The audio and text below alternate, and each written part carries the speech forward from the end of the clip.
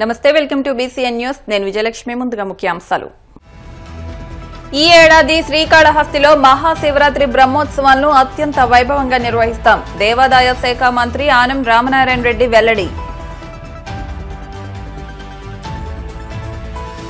ప్రకాశం జిల్లా అభివృద్ధిపై రాష్ట్ర ప్రభుత్వం ప్రత్యేక దృష్టి ఎడవల్లి గ్రామ పరిధిలో లెదర్ పార్క్ నిర్మాణానికి భూమి పూజ చేసిన మంత్రి డోలా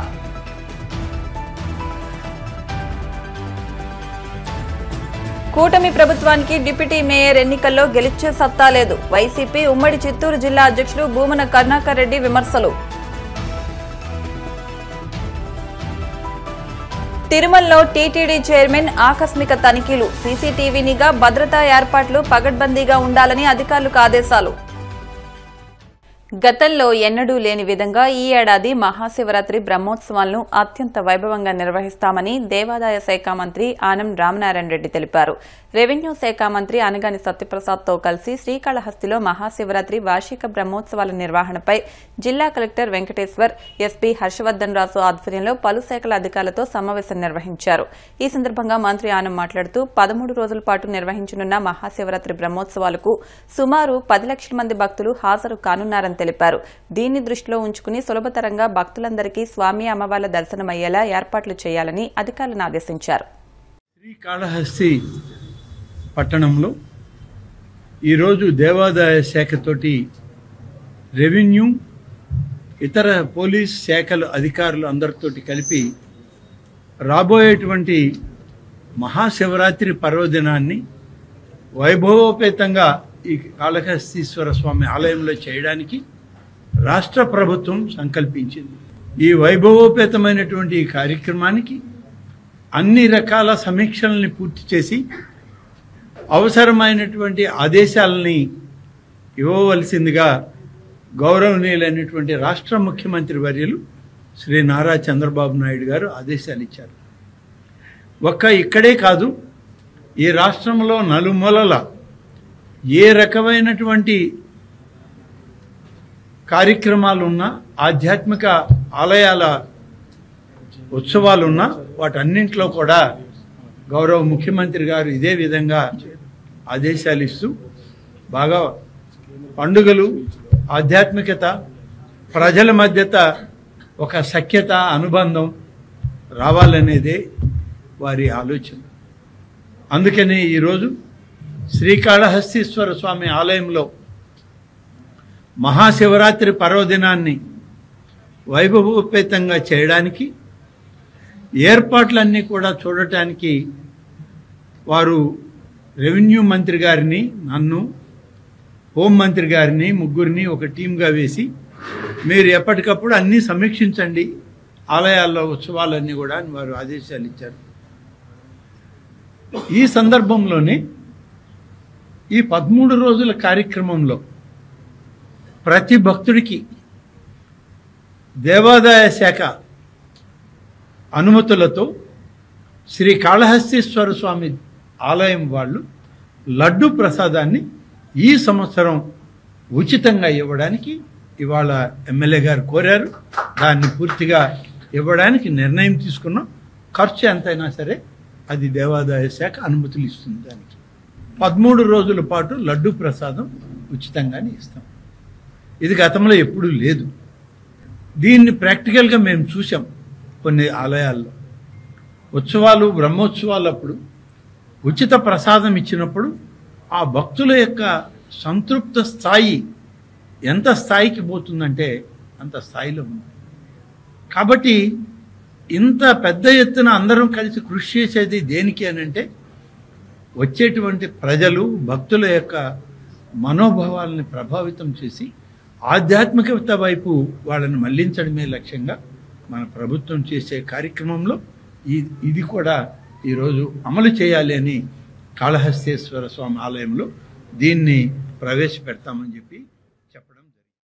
మహాశివరాత్రి బ్రహ్మోత్సవాలు ఈ నెల 21న శ్రీ కన్నప్ప ధ్వజారోహణంగా స్టార్ట్ అయ్యి 6వ తారీఖు శాంతి అభిషేకం దాకా ముగిస్తాయో ఆ జరిగే 13 రోజుల ఒక ప్రక్రియని ఎలా చేస్తే బాగుంటుంది, గతంలో ఎంతమంది ప్రజలు వీటిని వీక్షించారు, ఎలా దర్శనం చేసుకున్నారు, ఎలాంటి ఇబ్బంది లేకుండా పిలిగ్రిమ్స్ అందరినీ కూడా వారికి సకాలం అన్ని సౌకర్యాలు కల్పించే విధంగా ముందుకెళ్లాలని చెప్పేసి ఈరోజు గౌరవ ఎండోమెంట్స్ మినిస్టర్ అన్నలు రామనారాయణ రెడ్డి గారు, స్థానిక శాసనసభ్యులు సుధీర్ రెడ్డి గారు, అలాగే మా కలెక్టర్ గారు, మా ఎస్పీ గారు, మా ఆర్డీఓ గారు, కమిషనర్ గారు, ఈఓ గారు, అలాగే టెంపుల్ నుంచి కూడా ప్రధాన అర్చకులు అందరూ కూడా, అలాగే అధికారులు అందరూ కూడా సమిష్టిగా కూర్చుని ఒక ఇంటరాక్టివ్ డిస్కషన్. ఎందుకంటే మనం చూస్తాము గత 7 నెలల నుంచి కూడా అన్ని టెంపుల్స్ కూడా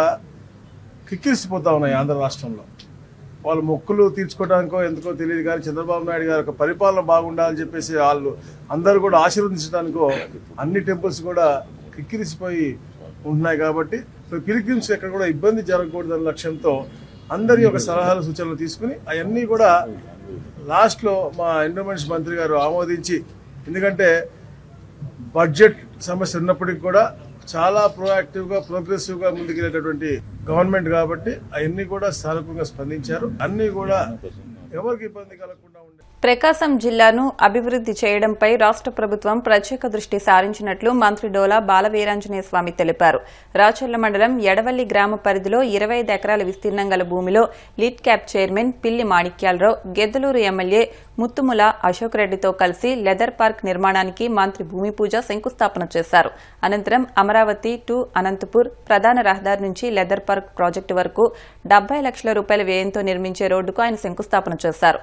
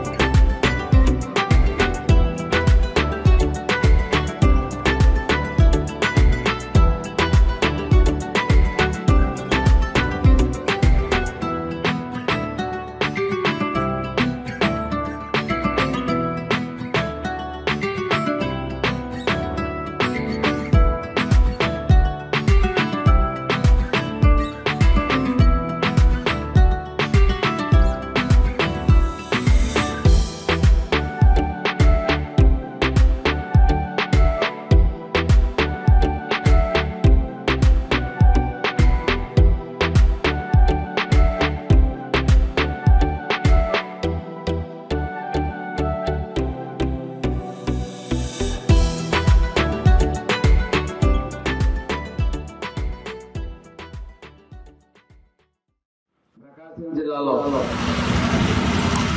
తొలి పరిశ్రమకి శంకుస్థాపన కార్యక్రమం జరిగింది.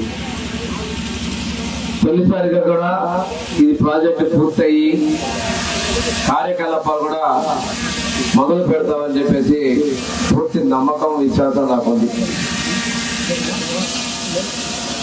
ఈ ప్రాజెక్టుతో పాటు రోడ్డు విలువ అన్ని కలుపుకుంటే సుమారుగా 600 కోట్ల రూపాయలు మనం ఈరోజు ఇక్కడ అభివృద్ధి కార్యక్రమాలు శంకుస్థాపన చేసుకున్నాం.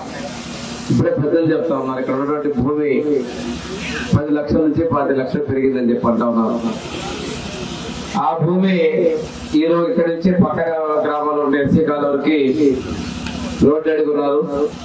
ఆ తార్ రోడ్డు కూడా ఎస్టిమేట్స్ రెడీ చేస్తే రాబోయే కొద్ది నెలల్లోనే ఆ రోడ్డు కూడా రేపు మంజూరు చేయిస్తారని చెప్పేసి మీకు హామీ ఇస్తా ఉన్నాం. ఈరోజు మన ప్రీతం ముఖ్యమంత్రి శ్రీ నారా చంద్రబాబు నాయుడు గారు ఒక దార్శనికుడు, అభివృద్ధి ప్రముఖుడు.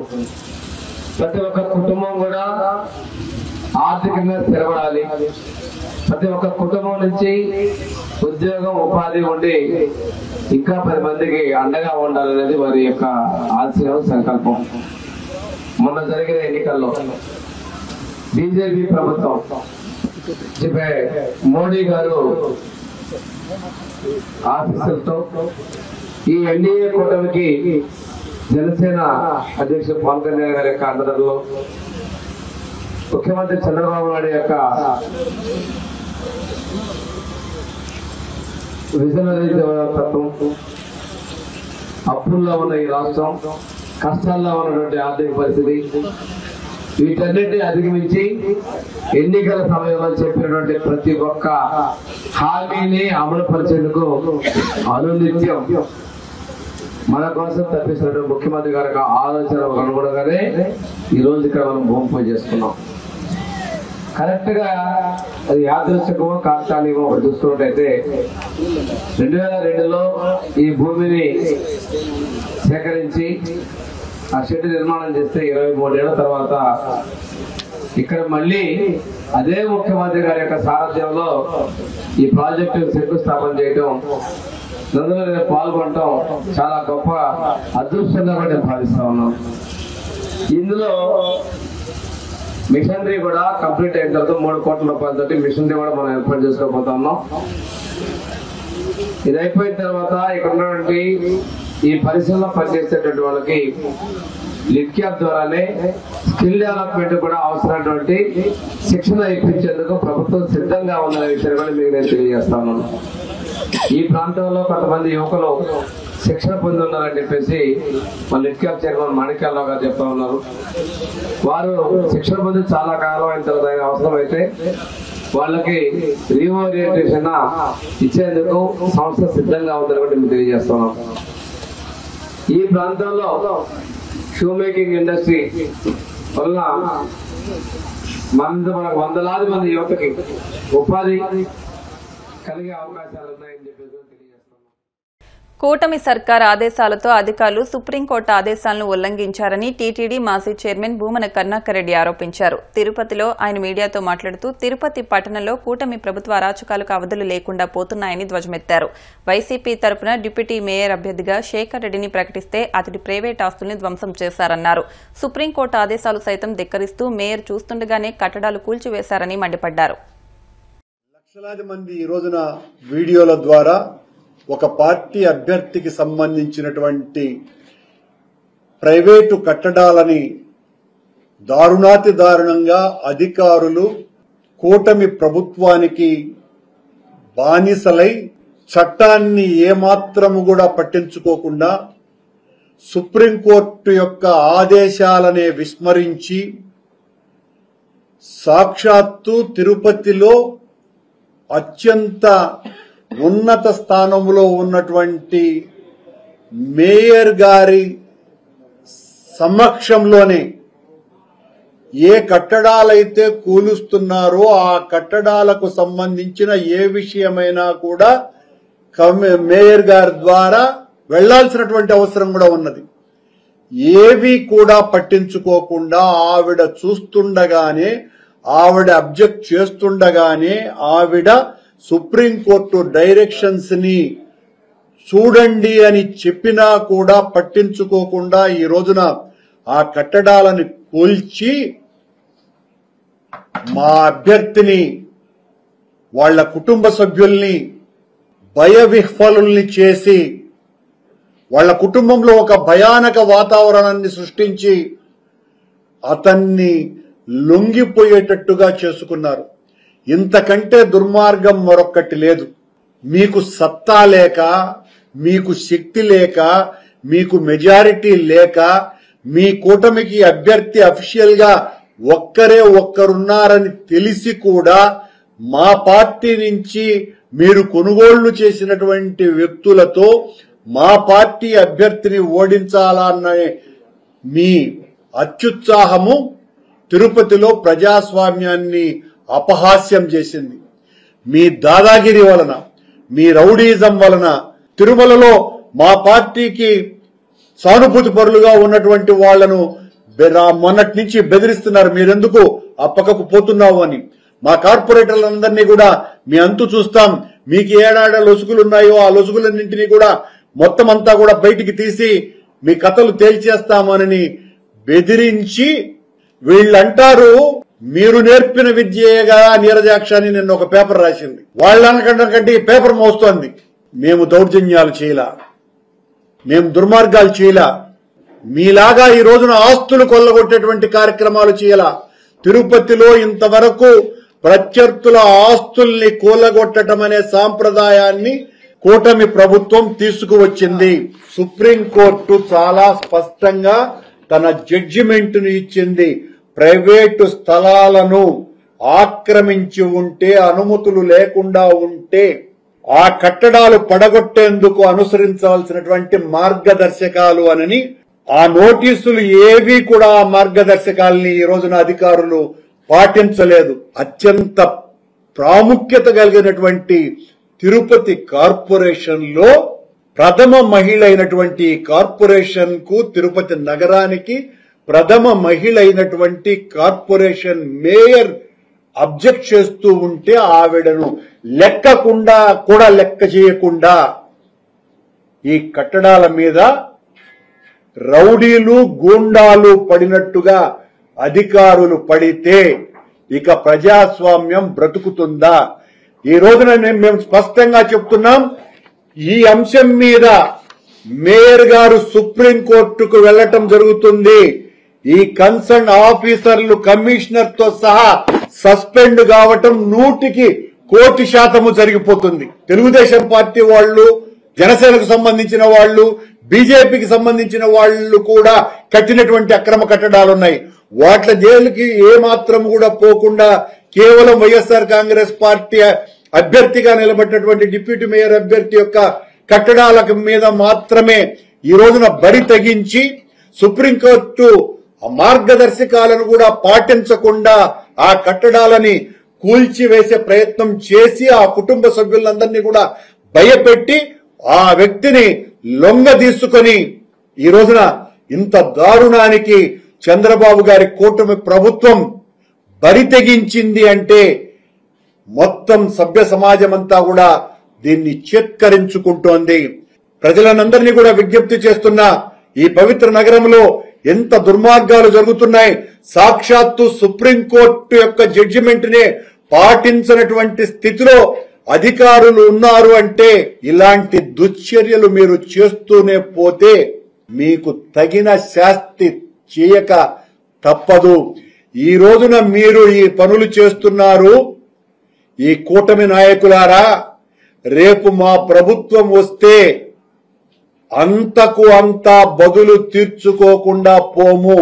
వీటన్నింటి మీద దీనికి బదులు తీర్చుకోకుండా వైఎస్ఆర్ కాంగ్రెస్ పార్టీ ఉండదు అని హెచ్చరిస్తున్నా. ఇప్పుడు కాసేపు ప్రకటనలు.